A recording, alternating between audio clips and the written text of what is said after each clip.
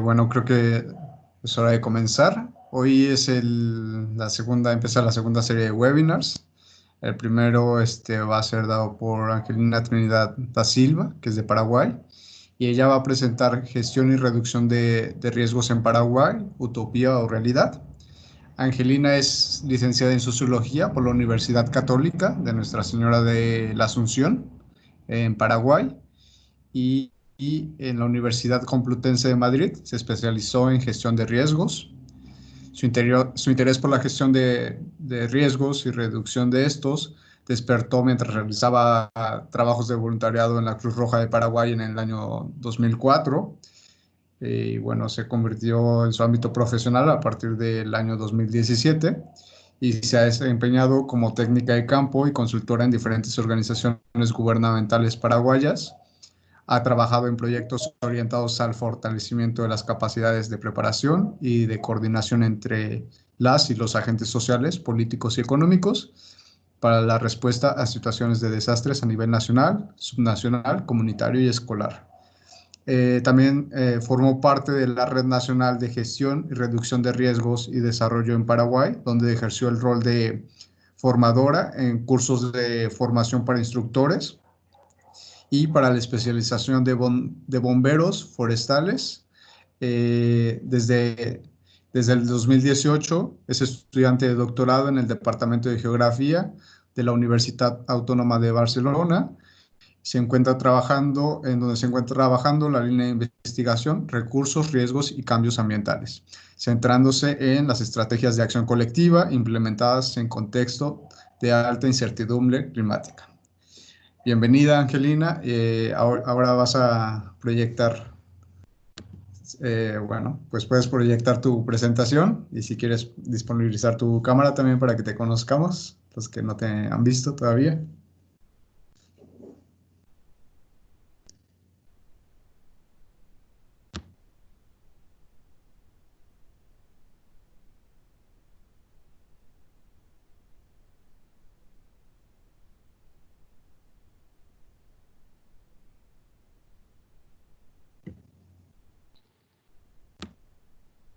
Muy buenos días a todos, buenas tardes acá en España. No sé si ya se ve. Sí, ya se ve. Sí, muchas Ok. gracias. Y me ven y me escuchan bien. Sí, así es. Bueno, muchas gracias por la invitación de participar en el webinar. Parece muy interesante la propuesta de conectar otros investigadores y otras experiencias. Bueno, hoy voy a compartir con todos un poco acerca de la gestión y reducción de riesgos en Paraguay y si estamos más cerca de que sea una situación ideal o tenemos algunas realidades que hay que transformar todavía.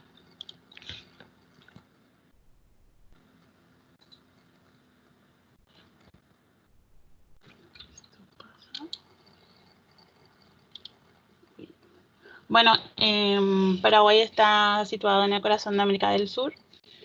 Tenemos la capital del país, que es Asunción, y 17 departamentos que se dividen después en 255 municipios. La población total de Paraguay se estima en unos 7 millones, la mayoría de ellas está en población urbana.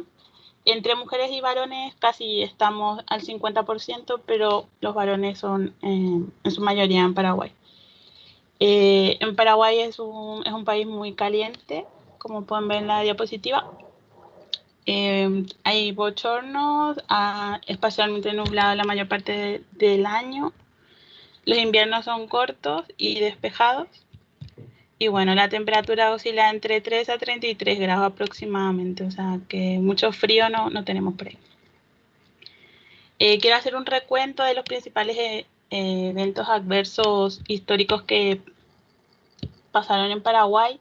La mayoría el recuento empieza en 1926 y después los que se desencadenan vienen ya por inundaciones, sequías, tormentas. Un punto que marcó como un stock y pensar en la gestión y reducción de riesgo en Paraguay fue el incendio de Coabolaños, que era un supermercado que en un domingo, el 1 de agosto, que el 30 de julio nosotros festejamos el Día de la Amistad, entonces el 1 de julio, el 1 de agosto, perdón, estaba lleno y provocó la muerte de más de 400 personas.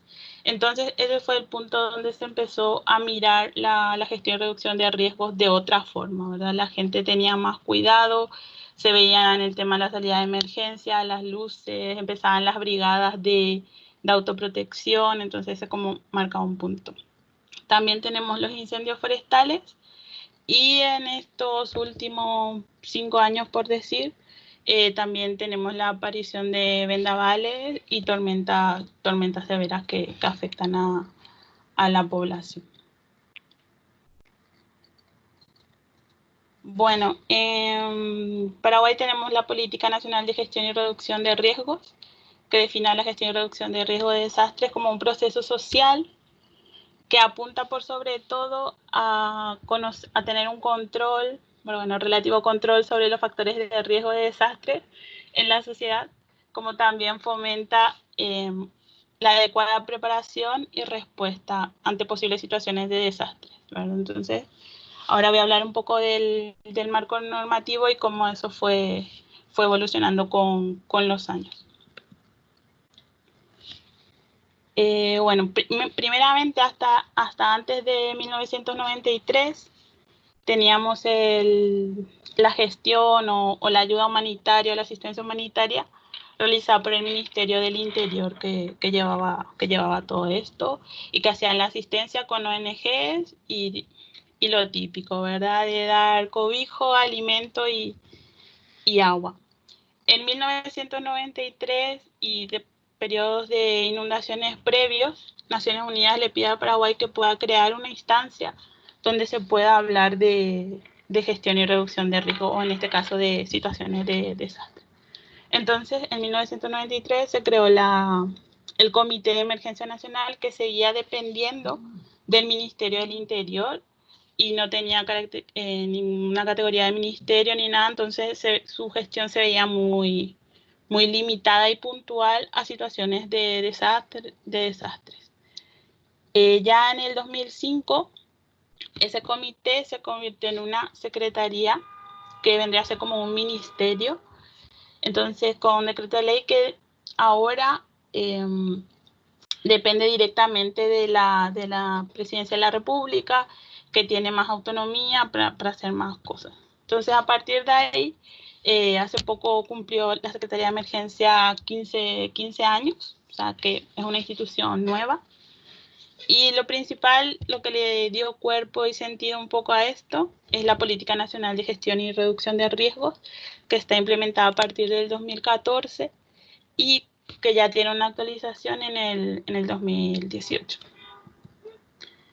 La Política Nacional de Gestión de Riesgos tiene principalmente posicionada a la Secretaría de Emergencia Nacional como un ente rector que pueda ir transversalizando todo lo que es la gestión de riesgos en las diferentes instituciones públicas, también a nivel privado, y que se pueda instalar el tema de la prevención, preparación, manejo de desastres y la recuperación en la sociedad plena. La Política Nacional de Gestión y Reducción de Riesgos también busca pasar de una situación reactiva, o sea, una respuesta reactiva a algo más integral, teniendo en cuenta la preparación. La preparación, manejo de desastres hasta la recuperación. Bueno, la política tiene 4 pilares, como pueden ver. Para esta presentación yo tomé el pilar número 1, que es el fortalecimiento de la capacidad institucional. Se puede ver también que la política tiene ejes transversales donde trata de ser lo más abarcativo posible, desde género, niñez, personas mayores, población indígena, población con discapacidad, migrantes y las personas privadas de libertad. Y sus principios rectores son la sustentabilidad, la precaución, transparencia, equidad, igualdad, la acción permanente y que sea sistémico, como se puede ver. Un poco el organigrama de la Secretaría de Emergencia, esto es más extendido, pero la parte que tiene que ver con la gestión de riesgos, como pueden ver ahí, es eso como la parte operativa, que se ve así muy completa, muy pensada, sin olvidar ningún tema desde la formación, el análisis, el sistema de alerta temprana también se puede ver, manejo de información. También la parte de reducción de riesgos, que está más enfocada a la respuesta operativa, ¿verdad? También la Secretaría de Emergencia o la gestión de riesgos en Paraguay está muy bien posicionada a nivel internacional, adhiriéndose a los distintos marcos, principalmente al marco del Sendai, a la Agenda 2030 y a todos los consensos y planes regionales que van surgiendo por ahí. Donde tiene un papel muy importante es en la reunión de ministros y altas autoridades de la gestión integral de riesgo de desastres, donde ahora tiene la presidencia pretempore del grupo y hacen reuniones virtuales. Existe una página web que ofrece así información de lo que hacen. O sea, no es como el mecanismo europeo de respuesta a este tipo a los desastres, sino que es más de coordinación, de hablar de un tejido, de establecer así ciertos puntos como la respuesta transfronteriza a los desastres o los riesgos comunes en lugares de frontera, que es donde sí tienen experiencia. Otra experiencia de este grupo fue hacer posible un glosario de términos de gestión y reducción de riesgo que yo al menos no encontré publicada, pero sé que se estuvo trabajando en esta reunión. Bueno, la Secretaría de Emergencia Nacional o el Sistema de Gestión de Riesgo en Paraguay tiene una serie de aliados. Por acá arriba son otros ministerios con los que se relaciona más directamente, que son el de Educación y Ciencia, el de Salud, por supuesto, Ambiente y Desarrollo, también con el Instituto Paraguayo del Indígena. Sus aliados fundamentales, sin lugar a dudas, son las agencias de Naciones Unidas y entre ellas principalmente PNUD, que es la que apoya la mayoría de las acciones. Por este lado, a la derecha, están los financiadores principales de la gestión de riesgo en Paraguay en materia de cooperación. Por acá abajo a la izquierda están los sectores operativos, por ejemplo, Andes de servicio, ESAT también es de servicio, del agua, las fuerzas operativas, además de la gente que trabaja en la Secretaría de Emergencia, el ejército, los bomberos, que también colaboran en las asistencias cuando hace falta. Y por otro lado, tenemos las organizaciones no gubernamentales que están en Paraguay. Bueno, OTFAN está saliendo, pero aportó mucho en el proceso de gestión y reducción de riesgo en el país. Hay otras que son más operativas, que son, por ejemplo, el Comité de Iglesias, Hábitat para la Humanidad, Cruz Roja, PLAN. Principalmente la Cruz Roja puede estar también trabajando en cuando no hay un proyecto de cooperación detrás, ¿verdad? O sea, por eso está un poquito más separado, porque trabajan otras líneas, además de gestión y reducción de riesgo, pero que siempre están en el país. Y las de OTFAN, ADRA o COPI puede estar un poco más limitada a la financiación externa. Bueno, en la línea que propuse compartir con ustedes, lo que propone la política es un poco esto, ¿verdad? De fortalecer y promover las estructuras de gestión y reducción de riesgos al interior de los gobiernos departamentales. Recordemos que en Paraguay tenemos 17 departamentos y municipales, que tenemos 255 municipalidades, y como en el sector privado. Entonces, lo que le hacen un poco plantea es la Secretaría a nivel central, después secretarías departamentales, que en este caso el país debería de tener 17 secretarías, los consejos locales que estarían trabajando a nivel municipal y en las comunidades los comités comunitarios de gestión y reducción de riesgos, ¿verdad? Este sería el planteamiento ideal. Entonces, en el momento de ocurrir una situación de desastre o una emergencia, se puede ir pasando de nivel y no una intervención directa desde lo central a la comunidad, sino que ir pasando niveles de acuerdo a la estimación o al impacto que tuvo el fenómeno en la comunidad o en la sociedad. Bueno, un poco para situar o para aterrizar los ejemplos que quiero compartir hoy. tomé los componentes y procesos de la gestión de riesgos como punto de partida. Entonces tuve en cuenta la gestión prospectiva, correctiva y reactiva. Entonces la prospectiva sabemos que son todas aquellas acciones que tienden más a planificar y a evitar la conformación del riesgo en el futuro. La correctiva a disminuir el riesgo existente y la reactiva a ayudar a responder sobre la marcha. Estos procesos se pueden traducir, estos componentes se traducen en los siguientes procesos, por ejemplo, la prospectiva en estimación del riesgo, mapas de riesgo, análisis, prevención de riesgo, campañas de sensibilización, cosas así. Correctiva, reducción del riesgo, es decir, una transformación material de algo que necesito para reducir el riesgo, preparación, elaboración también de planes, equipos o brigadas de emergencia. Eso. Y reactiva la respuesta. La respuesta, la rehabilitación y la reconstrucción. Es decir, desde la primera respuesta o la primera toma de contacto hasta la recuperación total de esa unidad territorial. Bueno, los principales aspectos de la gestión proactiva y correctiva que se desarrollan en Paraguay a grandes rasgos tienen que ver con la sensibilización, la formación, la elaboración de planes de respuesta a sistemas de alerta temprana y análisis de riesgo. Ahora voy a hablar un poquito de cada cosa. En la gestión, en la sensibilización por sobre todo son encuentros con autoridades municipales o gubernamentales, donde se le habla del tema, de la necesidad de tener planes de contingencia, planes de respuesta, de movilizar a la sociedad y a las fuerzas vivas, a los voluntarios que tengan, de integrar a todos los sectores.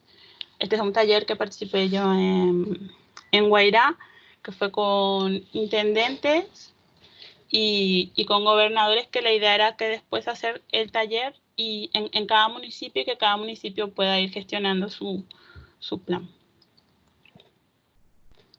Lo mismo, este era un taller específico sobre manejo de emergencias, para que si no se puede tener una oficina de gestión y reducción de riesgo o un comité local, al menos se pueda tener un centro de operaciones de emergencia que se pueda activar y desactivar de acuerdo a las necesidades del municipio.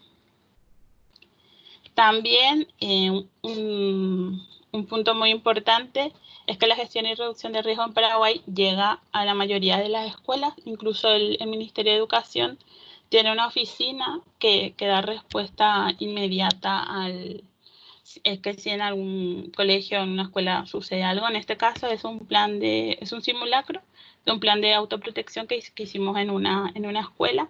Entonces las profesoras durante 4 meses estuvieron trabajando en el plan, identificando sus amenazas, vulnerabilidades y capacidades para poder establecer prioridades y cómo ellos gestionarían en el caso de una situación de emergencia.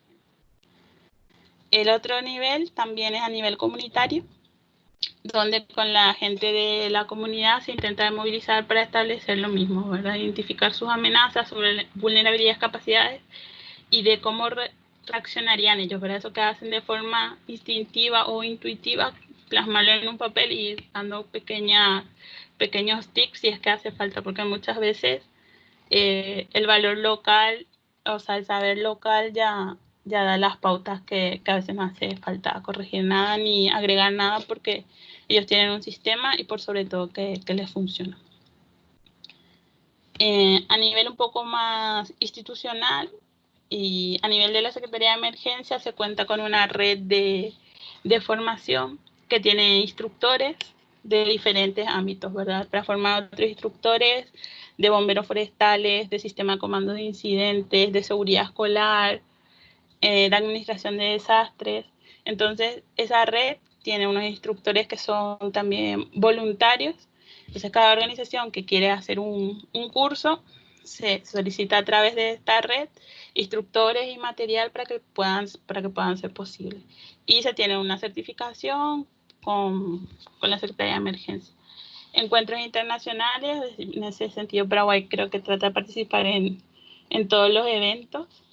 También se hace monitoreo del clima y reportes y análisis de situación específicos, ¿verdad? Digo específicos porque generalmente se hace solo sobre los incendios forestales y sobre inundaciones, pero es un departamento que está en auge ahora en la Secretaría de Emergencia.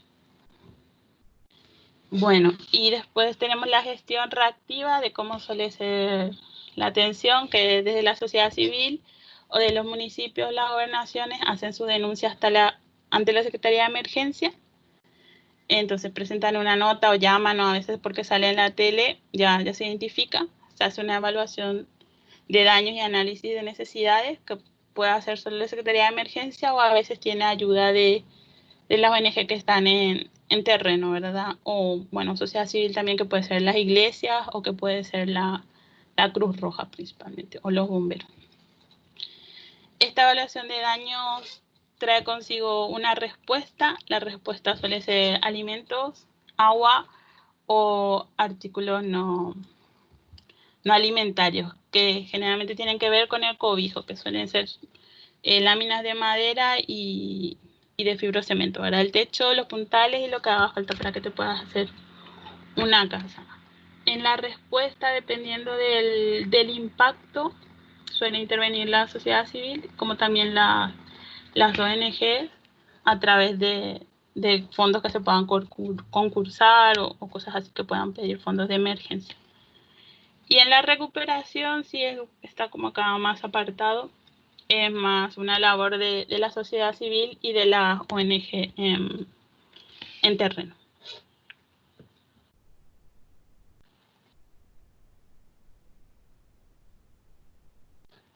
A ver si me cambia el slide.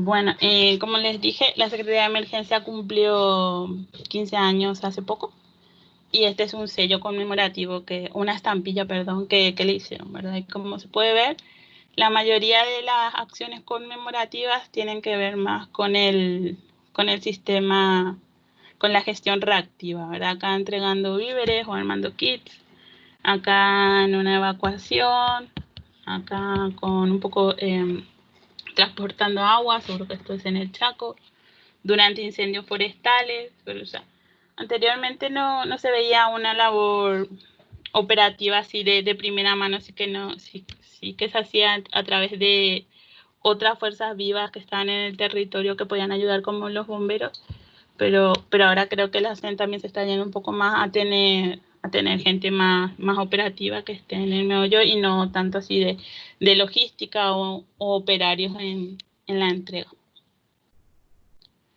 Bueno, un caso de éxito que quiero compartir, de esa gestión que habíamos dicho, que no solo se da a nivel central, sino que también se puede dar a nivel municipal, después de años de cooperación internacional en estos municipios con proyectos de gestión y reducción de riesgos.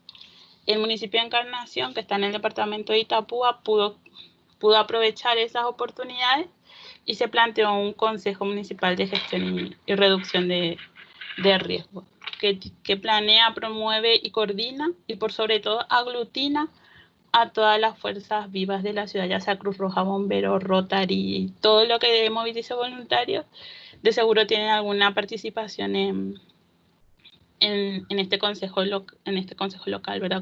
En este consejo municipal. Y también algo de destacar es que este municipio incorpora a la academia, es decir, que tiene una relación con la universidad, incluso de investigación o de pasantía, o prácticas, pasantías que se pueda llegar a hacer. Bueno, ahora a ver si puedo compartir un vídeo, me van a decir si se escucha o no.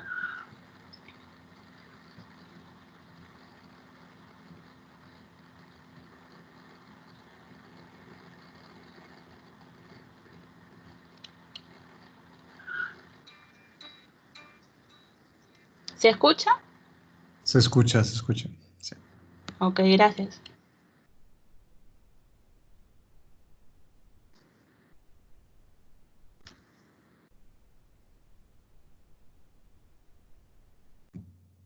No, en verdad, creo que no se escucha. No. No. Bueno, Escuché a que ver qué sí, pasa. o sea, sí.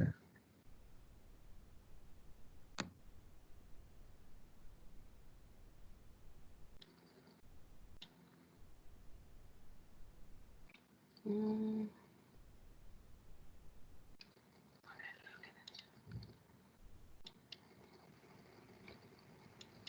Desde el gobierno municipal ¿Ahí mejor o no? Se escucha ahora, sí. estamos enfrentando desde el inicio de esta pandemia, esta emergencia, que no solamente es una emergencia sanitaria, sino también una emergencia alimentaria. Desde el gobierno municipal hemos comprometido recursos en 3 etapas. Primera tanda de 4.500 kits, 13 kilos de provisión de mercaderías con una inversión de 385.965.000. Segunda etapa, 5.000 kits con 12 kilos, haciendo una suma de 330 millones de guaraníes, sumando así solamente la inversión en kits de víveres alimentarios, 716 millones de guaraníes. Ante la emergencia sanitaria y alimentaria, el intendente municipal solicita una reprogramación presupuestaria a la Junta Municipal para poder adquirir kits de alimentos no perecederos. Luego de la aprobación, se procede a realizar una reunión con miembros de la Junta Municipal, con miembros del Ejecutivo Municipal y del COE. Tratándose de una urgencia impostergable, el procedimiento se realizó por vía de la acepción. Se invitaron a más de 10 empresas inscritas como proveedores del Estado. Además, se invitó mediante las redes sociales del municipio a toda empresa interesada en el rubro. Si se optó por dicha modalidad fue únicamente por cuestión de tiempo. Hemos activado el Centro de Operaciones de Emergencia inicialmente para el manejo de información, del cual articulamos acciones con varias instituciones, sobre todo el sector salud, para saber cuáles eran las necesidades. Posteriormente se tuvo el decreto presidencial donde se activó la cuarentena sanitaria, ¿verdad?, a raíz de todo el problema que esta enfermedad conlleva. Y rápidamente el municipio de Encarnación ha activado toda su estructura de coordinación para poder adquirir kits de emergencias y poder realizar todo lo que se refiera a las entregas rápidamente. El trabajo que hicimos con las comisiones vecinales fue identificar a las personas más vulnerables, aquellas personas que han perdido o haya cesado su ingreso diario. Posteriormente, con acompañamientos de los voluntarios, ellos procedieron a hacer las entregas de los kits a las personas más necesitadas de los diferentes barrios de Encarnación. Formamos un equipo de 21 personas que nos encargamos de cargar en una base de datos las listas que eran presentadas por los representantes de las comisiones vecinales al COE. Un trabajo que duró muchas horas durante varios días para cargar 11.148 inscritos. Fue en un tiempo récord convocar a las instituciones, poder diseñar una estrategia sobre todo de respuesta y ver la posibilidad de tener criterios de selección bien definidos para que le podamos llegar a los que más necesitan en este momento de crisis. Fue realmente un trabajo muy interesante donde hemos involucrado a muchísima gente, más que nada a los voluntarios que nos ayudaron en el armaje en primera instancia de los paquetes en sí, más de 80 personas entre voluntarios que se acercaron hasta este sector y a lo que nosotros también le pedimos un poco de ayuda. Desde el gobierno municipal se buscó garantizar las medidas de protección personal para el equipo municipal y también el equipo de voluntarios que trabajó en esta tarea. Se fueron proveyendo todo lo que estuvo a nuestro alcance, como ser guantes, tapabocas, alcohol en gel, desinfectante. Hemos elegido este lugar que podíamos decir emblemático de la ciudad, que es la Esriven, un lugar que se daban todas las condiciones para que nosotros podamos armar aquí nuestra bodega o nuestro centro de distribución de los productos o los kits que íbamos a entregar a las comunidades, a los barrios en este caso. El trabajo se realizó bajo el sistema de comando de incidente y se conformaron equipos de intervención de campo que fueron seleccionados por diferentes barrios y cada equipo estaba conformado por un líder que en la gran mayoría eran trabajadores sociales o voluntarios que tienen experiencia en la ayuda humanitaria y después con un registrador, un estibador, y la consigna es que al llegar en cada barrio se puedan contactar con los líderes barriales y puedan hacer las visitas casa por casa, hacer una...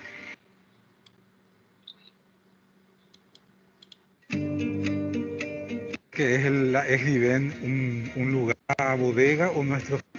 Bajo el sistema de comando de incidente, y se conformaron equipos de intervención de campo que fueron seleccionados por diferentes barrios, y cada equipo estaba conformado por un líder, que en la gran mayoría eran trabajadores sociales o voluntarios que tienen experiencia en la ayuda humanitaria, y después con un registrador, un estibador, y la consigna es que al llegar en cada barrio se puedan contactar con los líderes barriales y puedan hacer las visitas casa por casa, hacer una verificación, un análisis socioeconómico y socioambiental. Sabemos que la vulnerabilidad y la necesidad es muy grande, pero era imposible poder llegar a todos. Quiero agradecer a todo ese gran voluntariado que desde el primer día se inscribieron más de 1000 voluntarios, de los cuales en forma ordenada y coordinada hemos hecho que cada uno de ellos aporte su granito de arena.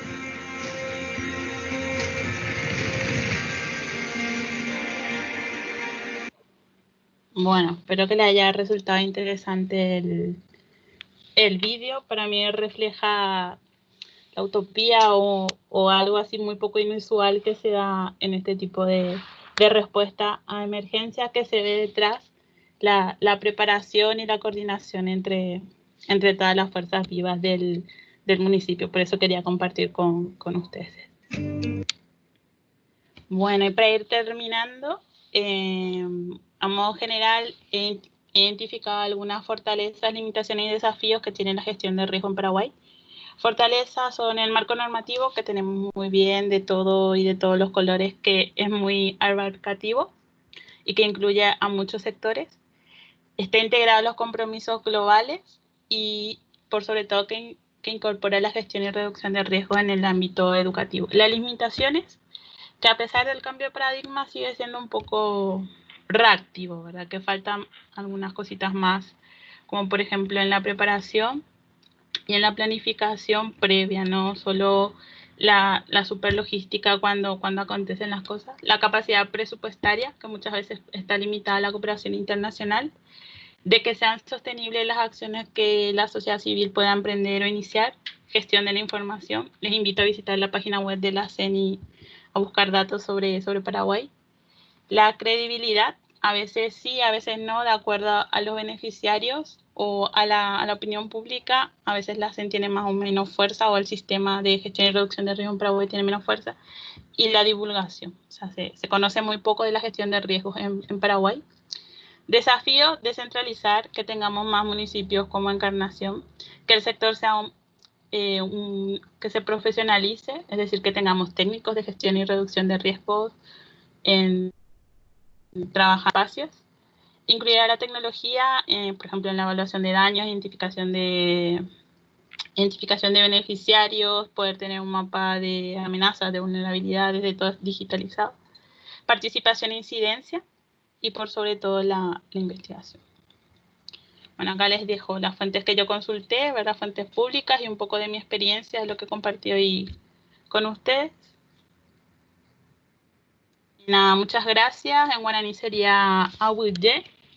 Y si alguien quiere contactarme o tiene alguna duda o para colaborar, estoy más que abierta, y ahí están mis redes. Muchas gracias. Gracias, Angelina, la presentación.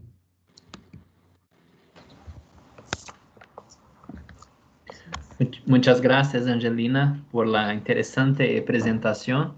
Ahora vamos a abrir para las preguntas. No sé si Miguel tiene alguna pregunta. Yo tengo. Sí, yo tengo unas por acá. Mencionaste que generalmente Paraguay estaba más preparado a eventos como incendios, ¿no? Que acontecían normalmente antes, y que ahora en los últimos años se ha habido un incremento en este tipo de eventos de tormentas y vendavales. ¿Cómo ha sido esa transformación en los procesos de preparación para ese tipo de eventos que han surgido en los últimos años? Bueno, en el 2012 hubo un super tornado que arrasó la zona de Mariano Roca Alonso. Entonces de ahí se empezó a establecer, no sé si hay algún protocolo o algo así, porque público no está, pero sí que se tienen en cuenta más las alertas meteorológicas. O sea, que cuando hay alerta ya no, la gente se toma más en serio y también los tomadores de decisiones toman, o sea, ese es el principal cambio que yo vi. La estrategia sigue siendo todavía alimentos, cobijo y, no, o sea, no hay así una específica, digamos, habilitar un albergue, que no, o sea, solo en casos muy extremos y seguro que son decisiones que se toman sobre la marcha, pero algo así puntual y por sobre todo público, que puede ser que exista y yo no conozca, pero sí, el principal cambio que se dio yo creo que es que la gente está más sensibilizada acerca de hacer caso a las alertas meteorológicas que se van quitando y que, bueno, que no es algo que se está diciendo por jugar o por asustar, sino que es algo que puede pasar.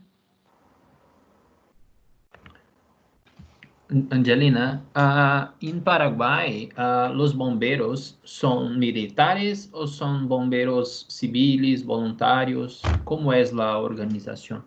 Bueno, hay una agrupación de bomberos que son de la Policía Nacional, que no salen a todos los incidentes, que solo salen en raras ocasiones.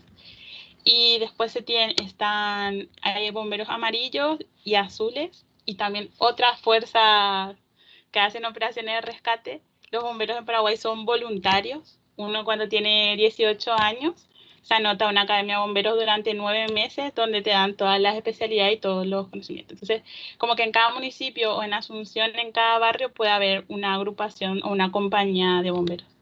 Y bueno, son amarillos y azules no por lo que puedan hacer que sea diferente, porque las especialidades son las mismas, sino que más a nivel administrativo. Bueno. En eso son los que se diferencian, pero es voluntario y uno va teniendo antigüedad y va accediendo a cursos, se va especializando, va eligiendo las ramas que quiera. Y hay 2 categorías, uno que es combatiente, el que entra a los incendios, más que nada, y el otro es la figura de activo, que es más como un socioprotector o como tiene también funciones de logista, puede tener en un incidente. Y los bomberos forestales, por ejemplo, una especialización dentro de los bomberos. A pesar que ahora vi que la Secretaría de Emergencia también va a tener su brigada forestal. Bueno, yo creo que es de cara a los incendios que se vienen ahora también durante el invierno, porque hay más quemas, a pesar que son controladas, a veces se descontrolan y otras cosas más. Pero sí, es voluntario. O sea, imagínate, el sistema de gestión es voluntario, pero bueno, seguimos trabajando. O sea, yo también cuando estaba en Paraguay era bombera y también te da así como, ¿cómo que no? Y más acá con el modelo europeo que es todo contratado y todo eso, pero bueno, te das cuenta que la buena voluntad existe todavía. Muy interesante. Muy interesante también los roles de las ONGs en este trabajo, porque, no sé, me parece que en Brasil no tenemos mucho espacio para las ONGs trabajar en la parte de protección civil o gestión de riesgo de desastres. Es una cosa que no es muy clara en Brasil. Y con su ejemplo, por ejemplo, fue muy interesante de las organizaciones públicas, municipales, trabajando juntos con el sector de voluntariado, ¿sí? Porque, no sé, tenemos que analizar, pero en Brasil me parece que ahora, en la pandemia, tenemos muchas iniciativas interesantes de organismos municipales y del voluntariado, pero no es muy claro que están trabajando de forma articulada. Entonces, esto creo que es una cosa interesante. Me parece que hay una cultura, sí, en Paraguay de participación de las ONGs en las acciones de gestión de riesgos y desastres? Bueno, viene en parte que hace unos cuantos años, qué sé yo, desde el 2008, 2007, con unos incendios forestales, incluso antes, porque hay gente que está hace tiempo en esto, que se da esa lógica, ¿verdad? Esa lógica funciona un poco por los mecanismos de financiación, te voy a decir, ¿verdad? O sea, que los socios piden que las ONG se involucren, que el proyecto tiene que estar diseñado a nivel central, fortalecimiento a nivel central, municipal, departamental. Entonces, yo creo que eso hace que gire la rueda. Yo presenté ahora un caso exitoso de Itapúa, pero que también hay municipios donde se invirtió muchísimo de la cooperación, de los técnicos, donde la variable que hace que funcione o no es la voluntad política al final, ¿verdad? O sea, podemos ser todos los buenos técnicos que queramos, la ONG es súper abierta, pero que sí, y el cooperante también tolerante, pero si no hay voluntad política no se puede hacer nada, ¿verdad? Entonces, y un requisito de la cooperación, o sea, para la cooperación es poder involucrar a todos los niveles, pero no sé si una cultura ya, pero cerca, ¿verdad? O sea, que ya tenemos esa costumbre que no solo miramos a la municipalidad, sino que también nos vamos al territorio y a ver en este caso, por ejemplo, en Encarnación, las comisiones vecinales, que son realmente los que están ahí, los que saben todo lo que pasa. Pero sí. Sí. Algo que me pareció bastante interesante fue justamente esa organización de que tienen el comité comunitario, consejos locales, y así ellos no lo pueden gestionar, van al siguiente nivel y si no al siguiente nivel, ¿cierto? Entonces, eso es lo que propone el plan. Por eso ajá. Mi título de utopía es realidad, ¿verdad? O sea, que eso es que en varios proyectos de fortalecimiento es lo que se quiere buscar, que se vaya pasando de nivel y que se vayan dando declaratorias de emergencia, pero muchas veces no pasa. ¿Qué pasa? Pasa eso que puse en otra slide, que directamente la gente se va a la Secretaría de Emergencia, la Secretaría de Emergencia se va, distribuye y puede que termine, ¿verdad? Entonces, lo ideal, por eso el caso Encarnación, que es el caso ideal, que es que a nivel municipal ellos fueron gestionando los recursos y las fuerzas vivas de su localidad. La parte que mencionas es la parte de utopía, ¿verdad? Que si todo funciona bien, que si está la voluntad política, la descentralización, los presupuestos, la armonización de todos los códigos que hay entre las municipalidades a nivel de gobernaciones, eso es lo que tiene que pasar y el trabajo de todos va a ser más fácil y la Secretaría de Emergencia va a ser un ente rector y no un ente que se vaya a hacer las cosas, sino que va a bajar o sea, se va a dedicar a hacer políticas, programas y planes y todo va a ir así en forma escalonada, pero bueno, ahora todavía no es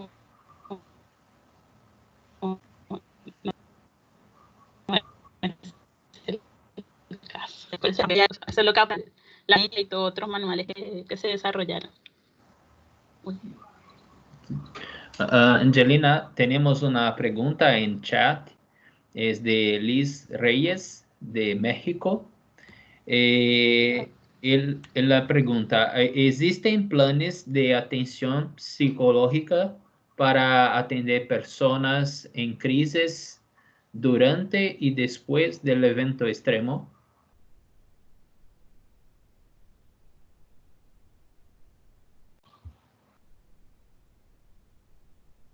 Células de si me escuchan, porque yo no les escucho ahora mismo. Sí, ahora sí. Una pregunta de Liz Reyes de México. ¿Existen planes de atención psicológica para atender personas en crisis durante y después del evento extremo? En general en general no, que yo conozca no. Sí, para el tema del COVID hicieron así protocolos, no sé si planes, pero sí protocolos de cómo atender a las personas que así lo necesitan, ¿verdad? La mayoría por llamadas telefónicas, sí. Pero en general no, o sea, no. Sí, no sé si Miguel tiene más alguna pregunta.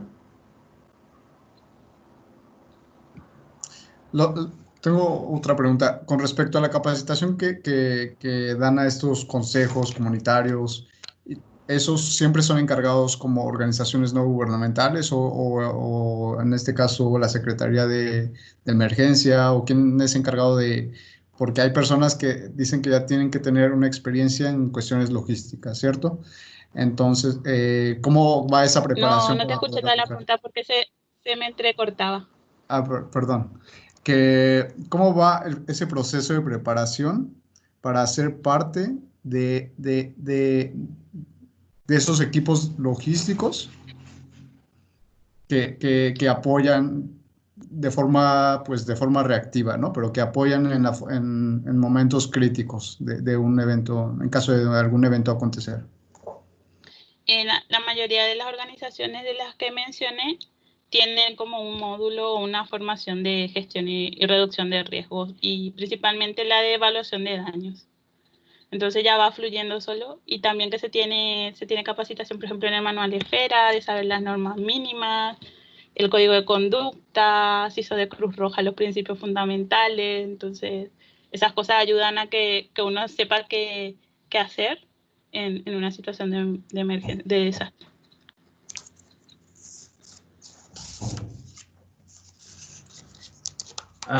Muchas gracias, Angelina. Tengo una pregunta final. Usted es socióloga, ¿sí? Licenciada en sociología, porque no estaba investigando mucho para ser socióloga. Pienso que me falta un poco. Pero Sí, sí, muy interesante. ¿Cómo es el rol de sociólogo en en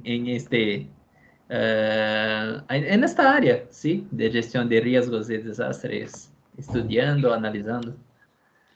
Claro, principalmente para saber las redes y los comportamientos esperados, ¿verdad? Las redes esas que no se ven de las personas en las negociaciones, también los comportamientos, las costumbres de la gente, el saber llegar, el tema del abordaje, principalmente a nivel comunitario, donde tengo más experiencia, de saber quiénes son los líderes, cómo se relacionan, el papel de las mujeres, de los niños, los tiempos, la vida. Entonces, yo creo que haber estudiado sociología me ayudó en ese sentido, ¿verdad? Bueno, mi tema de tesis ahora es la acción colectiva en situaciones de desastre, ¿verdad? De qué pasa que de repente hay una explosión, después termina todo, cómo mantener esas redes y qué estrategias están funcionando y cuáles no, ¿verdad? Cómo hacer sostenible la acción del Estado o de las ONG, ¿verdad? Entonces, sí, yo estoy investigando sobre eso. Me interesa eso, ¿verdad? De qué pasa cuando se va la ayuda o cuando el desastre pasa hasta el siguiente desastre. Sí. Esa es la mirada que estoy buscando. Sí, invitamos a usted después que hacer su tesis, sí, de presentar los resultados, porque es un tema muy falta un año interesante. todavía, pero bueno. Sí, Tomo nota. Sí. Muchas gracias, Angelina, por su tiempo y disponibilidad, muy interesante. Quedamos en contacto, sí, porque hay muchas cosas para hacernos. Genial. Yo acá me quedo a la espera, saben mis contactos y nada, muchas gracias y un gusto conocerlos. Hasta la próxima. Igualmente, muchas gracias y muchas gracias a todos los que participaron. Chao. Chao, chao.